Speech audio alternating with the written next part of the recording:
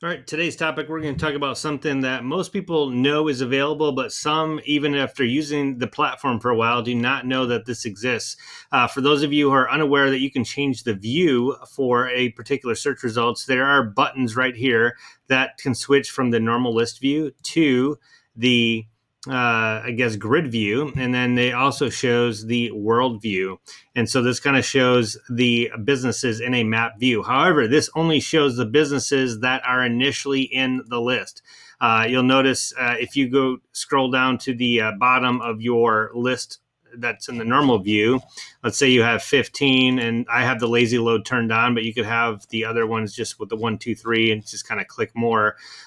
This only would, if you have the 1, 2, 3 and you click over to the 2, it's going to show 15. You go back up to the map, it's only going to show the 15 on that particular page.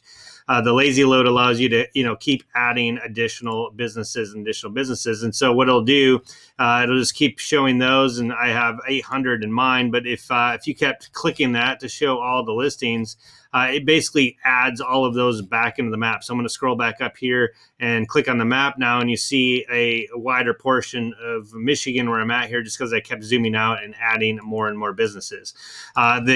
So a couple items here in the questions in the forums recently is, how do I show more of those without having to click that load more? You can actually change the number of the initial flow that shows on your thing. So you could change it from 15 to say 100. And I think the max is recommended 500. And that would obviously take up more resources, take up more time, but it's going to show 500 at a time. And then if you click on the map, it's going to show 500 listings instead of just the 9. You won't have to load more before you show that. However, there's also a feature that can tell the system whether you want this list or the map or the other one to show for the listings first without you even having to click the button. It'll just automatically default to the map, and then they'd have to actually go to click the list in order to see the normal list. So those are the two options. We're going to show you where those are at today. So let's go to the back end, go to the general settings or design settings for your website. In design settings, there is a search result design tab. You'll want to click that so it expands out. And right here, member search results layout, start in list view. We're going to go ahead and start in map view and hit save changes. So now when I go back in here and I hit refresh just for the normal search results and I hit refresh, it's going to automatically default to the map. And there it is. Now, I'm back to the 15 again, though, because I just refreshed it and it's only showing those. So the next question is, how do I show more on that list before moving on or showing more initially? So back to the settings, we're going to go to, this is under the actual content type. So it's the edit post settings.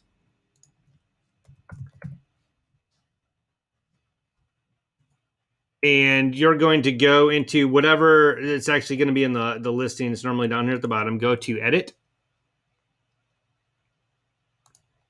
and search results design. And right here, search results per page. And so this is where you want to change it to 100, 500, whatever you want.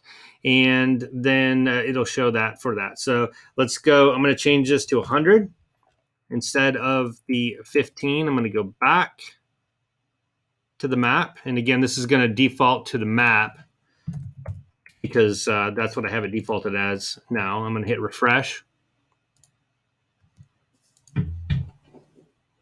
Wait for it to come up.